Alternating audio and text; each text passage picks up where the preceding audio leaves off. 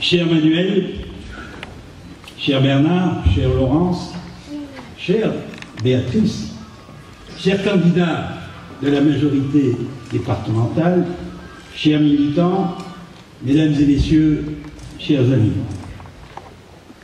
À l'heure où s'ouvre la campagne officielle, à l'heure où les sondages les plus sombres annoncent que l'Oise pourrait basculer à droite, ou pire, au Front National, sondage relayé par les tristes augures d'une presse nationale, pas toujours au fait des réalités locales.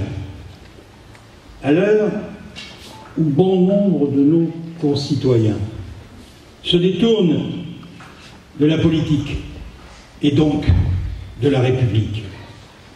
À l'heure où d'autres doutent, hésitent, sensibles aux sirènes illusionnistes qui ne songent qu'à détruire et à casser ce qui marche, emportés par leurs discours nihilistes qui agitent la haine et les peurs. À l'heure des choix qui peuvent changer notre quotidien, quel magnifique signal que notre mobilisation ce soir à Bray, dans un canton qui m'est très cher. L'Oise, mon cher Manuel, est un département sensible, au passé chargé. C'est ce passé qui, à mes yeux, peut expliquer ces sombres pronostics.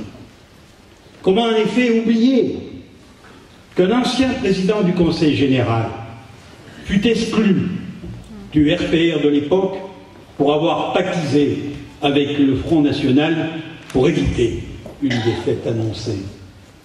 Comment oublier que pendant 6 ans et jamais été, de 1998 à 2004, un conseiller général Front National a siégé au sein de l'Assemblée départementale?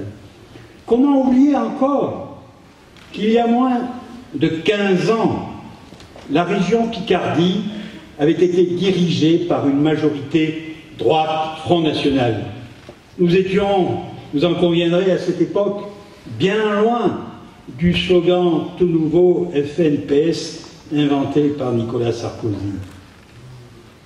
Comment ne pas voir aujourd'hui que les thèses du funeste Buisson, inspirateur, si l'année de Nicolas Sarkozy, provoquent des migrations importantes de l'UMP vers le Front National, ici même dans l'Oise, à Beauvais et ailleurs?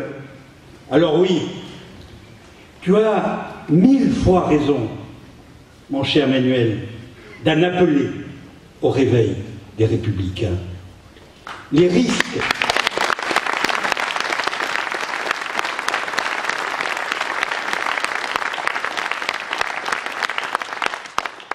et les dangers de la fracture, de l'éclatement de notre socle de valeurs n'ont d'égal que les menaces extérieures du terrorisme de la Corne de l'Afrique et les tensions extrêmes à l'est de notre continent entre l'Ukraine et la Russie.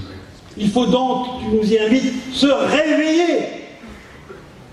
Il faut porter nos valeurs d'humanistes, d'hommes et de femmes de progrès de gauche, des valeurs que d'autres républicains de pacotille, républicains de façade se sont appropriées, parce que nous n'avons pas su toujours, au cours des dernières années, les défendre et les garder dans le giron de la République une et indivisible.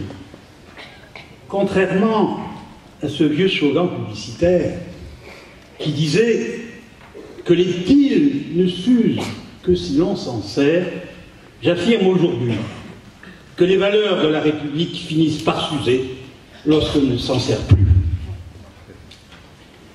Alors, quel formidable signe de confiance que ta venue pour nous soutenir, accompagné de Bernard Cazeneuve, l'Isarien, et de Laurence Rossignol, qui partagent cette identité sur une terre où depuis 11 ans, des élus de gauche n'ont eu de cesse de donner du contenu à la République du quotidien.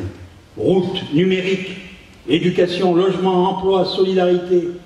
La majorité départementale a investi massivement pour améliorer la vie quotidienne des Isariens et doter nos territoires des meilleurs atouts pour relever les défis d'un monde en pleine mutation.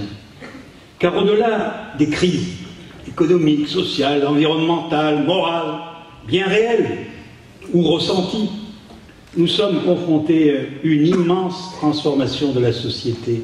Nos organisations, nos modes de vie, nos manières de communiquer changent et génèrent troubles et inquiétudes, comme toujours, lorsque l'on passe d'un monde à un autre. La révolution numérique et la transition écologique sont en train de révolutionner profondément nos vies.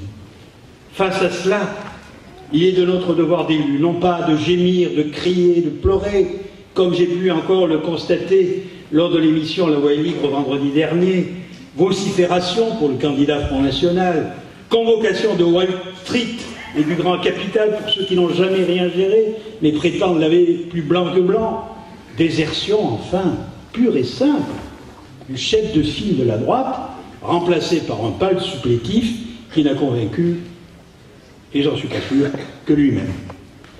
Notre devoir de républicains consiste donc à nous retrousser les manches pour accélérer ce que nous avons déjà réalisé afin de préparer et d'accompagner ces changements pour nos concitoyens et notre territoire. La déviation de Troisseau, le projet de développement de la zone économique AirTech autour de l'aéroport, la construction de logements, la poursuite du déploiement du très haut débit, le canal Seine-Nord-Europe enfin. Voilà quelques-uns des magnifiques projets qui nous attendent pour retrouver la confiance, accélérer la croissance et préparer ainsi l'avenir.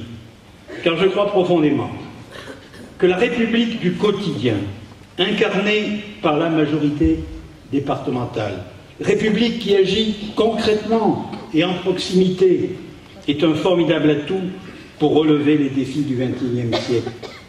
Nous l'avons dit, nous l'avons fait. Depuis 11 ans, nous avons tenu tous nos engagements, même les plus incroyables, comme le titrait un quotidien en 2008. Alors, chers camarades, chers amis, venus si nombreux ce soir, allez dire à nos concitoyens, ne vous trompez pas de colère.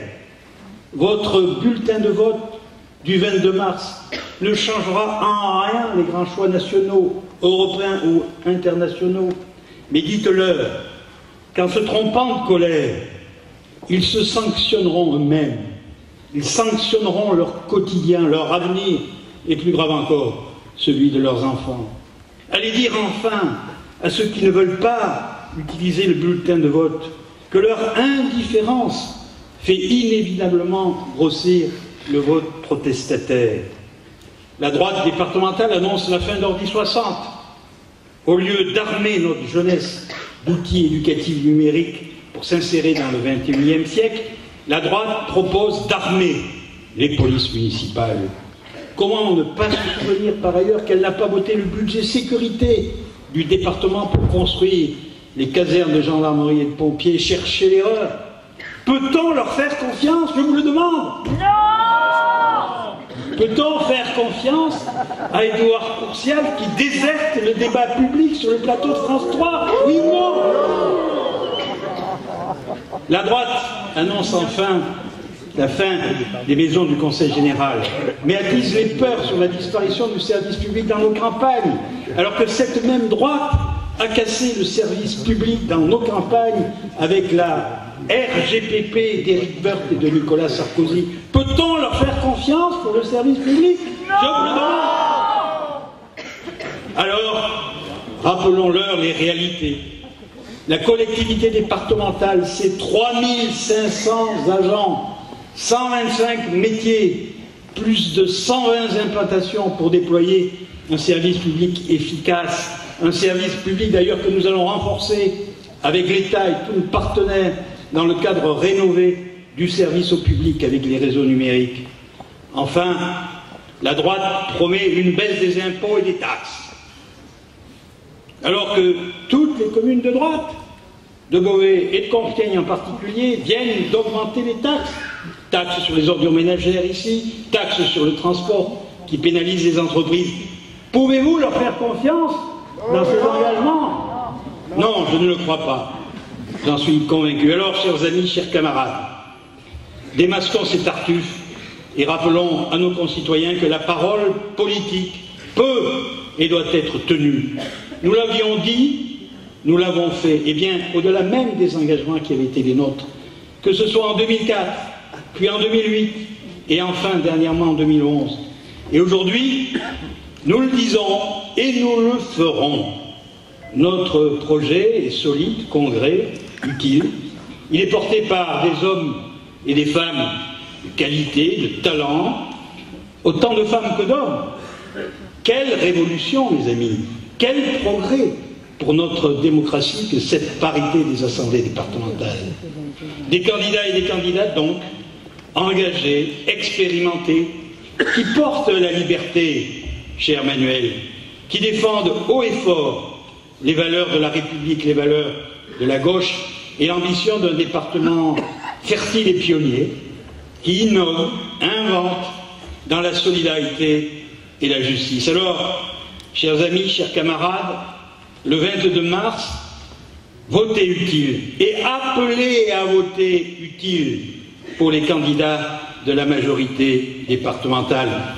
Je vais donc maintenant laisser la parole à Bernard Cazeneuve et Manuel Valls, qui nous font l'honneur et l'amitié d'être là pour nous soutenir, nous encourager et nous motiver, s'il en était encore besoin, afin que l'Oise reste à gauche, afin que cette République du quotidien que nous façonnons avec opiniâtreté incarne avec force la France républicaine que nous chérissons tant.